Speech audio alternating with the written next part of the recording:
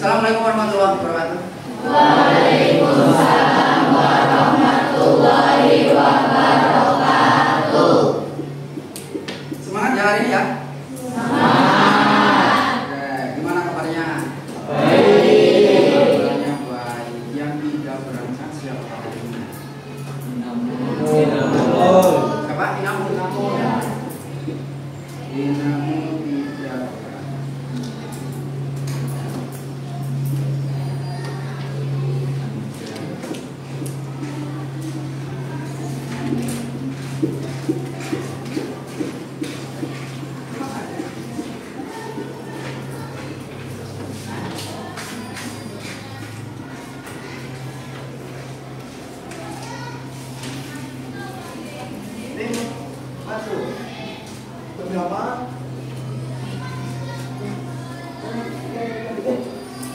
Oke, di pertemuan kali ini kita akan mencoba untuk pembelajaran praktikum pengukuran dengan menggunakan jangka sorong.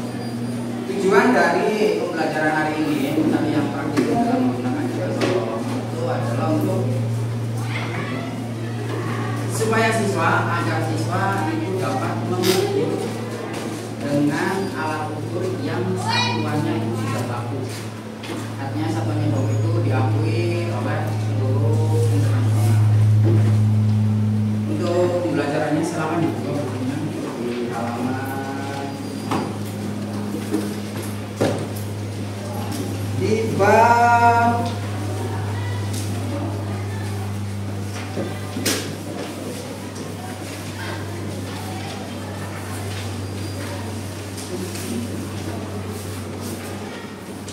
di bab pengukuran dalam kegiatan kerja ilmiah halaman 8 yang poin A itu di situ ada alat ukur yang namanya jangka sorong. Ada alat ukur yang namanya adalah jangka sorong. Itu ada gambar dari jangka sorong, gambar 1.7. Nah, kalau alat yang sebenarnya seperti ini yang dinamakan adalah jangka sorong. Biasanya jangka sorong itu digunakan untuk mengukur ketebalan benda, panjang benda, dan kedalaman benda. Itu jangka sorong biasanya digunakan. Nah, di halaman 8 itu ada bagian-bagian dari jangka sorong. Bagian yang pertama kan yang di sini ya. Ini ya. Nah, ini namanya rahang bawah. Ini namanya rahang bawah. Digunakan biasanya rahang bawah ini digunakan untuk mengukur ketebalan benda, mengukur panjang benda, dan mengukur diameter luar benda. Itu yang rahang bawah dan rahang bawah. Kemudian yang nomor 2 yang atasnya itu adalah rahang atas. Biasanya digunakan untuk mengukur diameter dalam benda. Kayak itu bagiannya. Yang berikutnya nomor 3. Nah, ini kalau ditarik itu kan di bagian nomor 3 kan ada bagian yang keluar ya. Ada bagian yang keluar. Nah, ini kalau kita geser. Nah, ini ada di bagian yang keluar dari sini. Ini digunakan untuk mengukur kedalaman benda. Digunakan untuk mengukur kedalaman benda. Yang nomor 4 dan nomor 5. Ini nomor 4 dan nomor 5 adanya di sini. Jadi jangka sorong itu gampangnya begini. Penggaris, ini penggaris. Terus diberi skala tambahan yang bisa digeser-geser. Intinya seperti itu untuk jangka sorong. Nah, yang nomor 4 dan nomor 5 ini namanya rahang tetap. Yang isinya itu adalah skala utama. Jadi di rahang tetap itu isinya adalah skala utama. Nah, skala utama ini ada yang di bagian atas garis skalanya dan ada yang di bagian bawah juga untuk garis skalanya. Yang bagian atas itu satuannya adalah inci. Yang bagian bawah satuannya adalah sen. Itu adalah sen. Yang berikutnya nomor 6 dan 7. Nah, ini nomor 6 dan 7 juga sama nih. Berarti itu ada bagian yang bisa digeser-geser. Ini yang nomor 6 yang bawah kalau digambar. Kemudian yang atas ini adalah nomor 7. Itu berada di bagian yang dapat digeser-geser. Nah, yang dapat digeser-geser ini itu namanya rahang geser. Kalau tadi dalam rahang tetap itu namanya skala utama. Kalau dalam ini apa namanya yang bisa digeser-geser itu adalah skala nominus. Jadi dalam jangka sorong itu memiliki dua skala.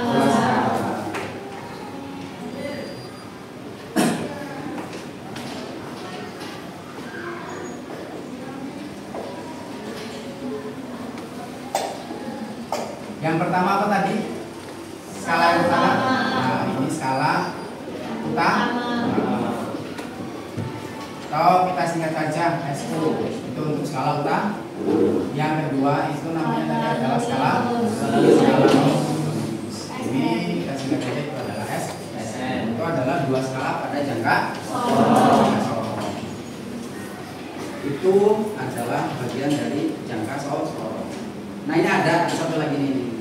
Bagian yang kecil ini nih. Di gambar ada nggak itu ya? Ada, di gambar ada? Oke, di gambar ada. Ini sebenarnya alat ini hanya untuk mudah menggerakkannya saja. Yang kecil ini sebenarnya untuk menggerakkannya saja. Kalau misalnya nggak ada ini ya menggerakkannya sedikit lebih susah saja. Tapi kalau misalnya kita lebih mudah untuk menggerakkan. Dan coba perhatikan videonya. Terlihat jelas ya gambarnya? Coba perhatikan dulu.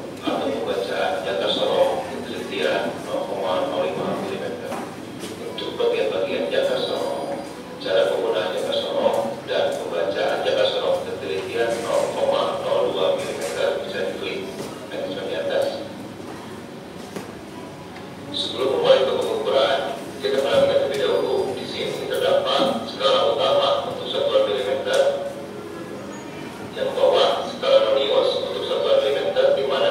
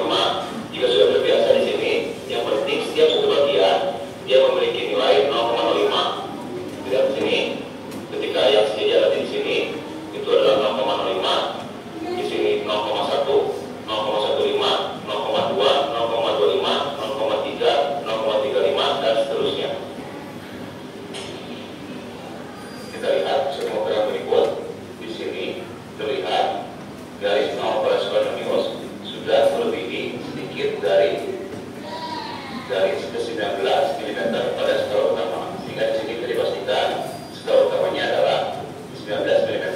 Dan di sini 15, 16, 17, 18, 19 mm. Sehingga skala utamanya adalah 19 mm. Ditambah dengan garis yang ada pada skala minus yang paling sedikit dengan garis yang ada pada skala utama. Dan di sini ini jajar, ini jajar, ini jajar, ini jajar. Nah, dan di sini garis ini yang paling sejajar dengan garis pada skala utama, sehingga bisa dipastikan di sini skala noniusnya adalah 1, 2, 3, 4, 5 bagian pada skala nonius dikali dengan 0,05 mm. Hasilnya adalah 5 dikali 0,05 mm, hasilnya adalah 0,25 mm. Dalam video pembahasan cara membaca jangka senom keterisian 0,05 mm. Semoga bermanfaat. Wassalamualaikum warahmatullahi wabarakatuh. Kita praktikum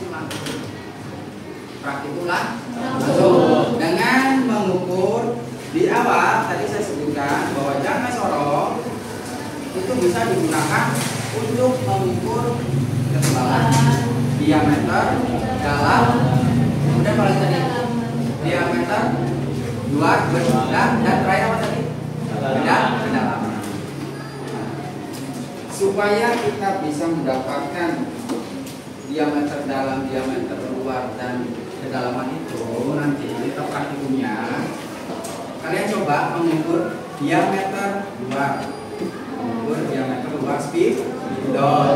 Tadi menggunakan kan bagian rakan bawah. Kemudian yang atasnya ini adalah untuk diameter dalam.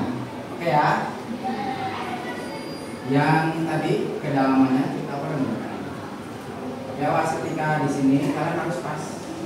Ini kalau ini kan lebih nggak nempel ini.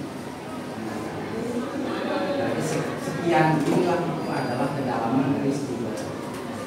Ya, masing-masing kelompok, nanti akan saya hitung kelompoknya. Masing-masing kelompok kalian mengukur sama, yaitu mengukur diameter spidol, diameter luar, diameter dalam, dan kedalaman dari ujung spidol. Ya, saya bentuk dulu kelompoknya. Nanti kalian tinggal menyesuaikan saja untuk kelompoknya.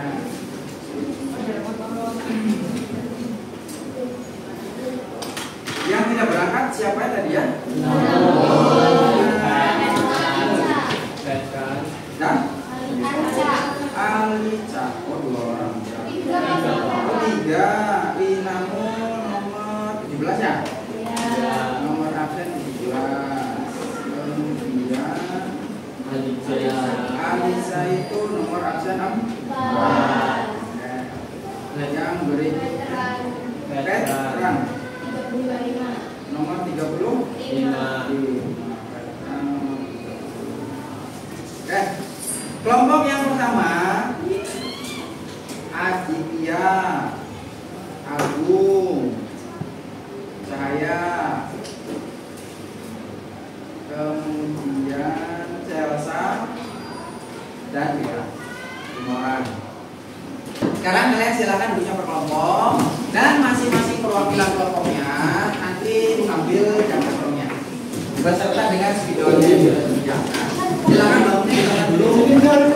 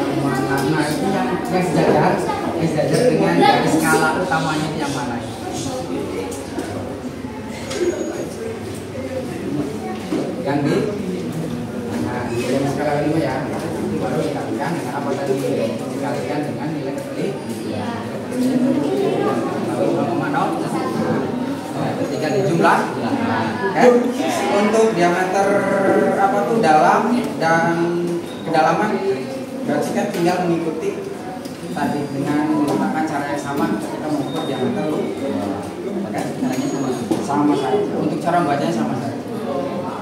Tapi untuk yang ini dimasukkan. Nah, ditarik. Nah, sampai. Kalau sudah begini kunci lagi. Nah, ini kan gini ya. Nah, ini yang terbaca di sini. Ya. Nanti untuk kedalaman juga sama. Kita pakai dulu, dipuntokin dulu, gini ya. Nah, kalau sudah mentok ini, tinggal diturunkan saja. Nah, kalau sudah turun begini, dikunci lagi. Kan ada skala yang terbaca. Oke? Oke, silakan diturunkan. Untuk diameter luarnya.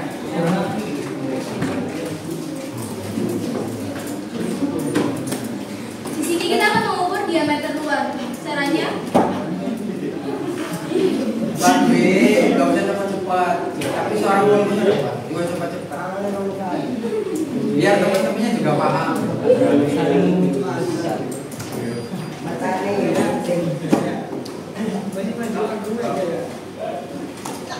Kita akan mengukur diameter luar. Skala utamanya adalah 1,4 cm dan skala non-iusnya adalah 0,3 cm. Skala utama ditambah skala non-ius, skala utamanya 1,4 cm ditambah skala non-iusnya 3 cm dikali 0,01 cm. 1,4 ditambah 0,3 sama dengan 1,43 cm. Caranya bagaimana tadi? Caranya bagaimana mendapatkan tadi skala non-ius yang didapatkan itu caranya gimana?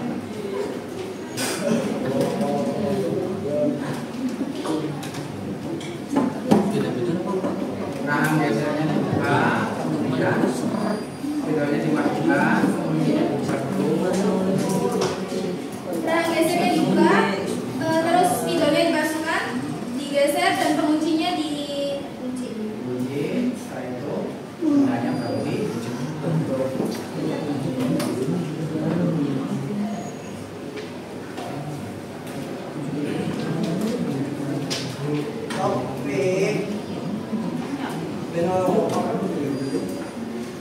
Dikunci terus spidolnya ditarik, terus kita lihat hasil pengukurannya. Skala utamanya 1,4 cm, skala noniusnya 3 cm. Skala utama ditambah skala nonius. Skala utama 1,4 cm, skala noniusnya 3 dikali 0,01 cm. 1,4 ditambah 0,3 cm sama dengan 1,43 cm. Oke, silakan diserahkan dulu hasilnya.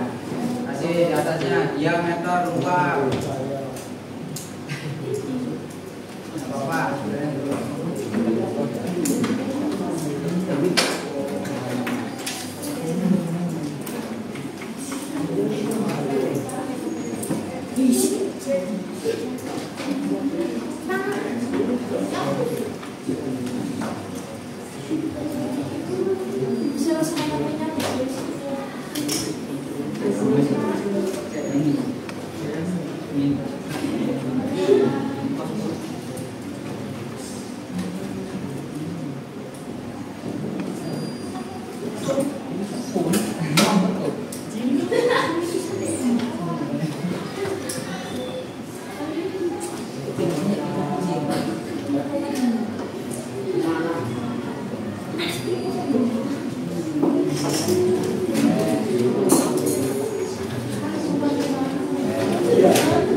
Kasih satu aja.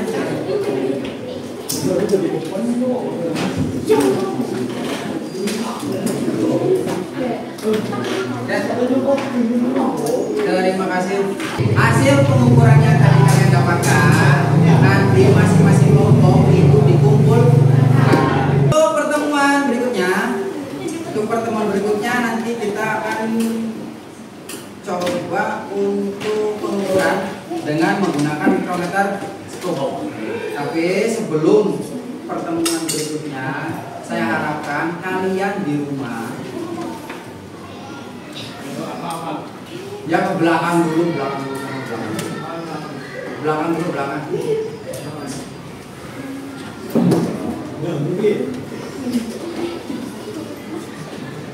Untuk pertemuan berikutnya nanti itu adalah mikrometer skop. Nah, yang saya harapkan nanti di rumah kalian baca-baca perbanyak referensinya mengenai pengukuran dengan mikrometer skop. Ya, pertemuan kali ini cukup sampai sekian. Assalamualaikum warahmatullahi wabarakatuh. Waalaikumsalam.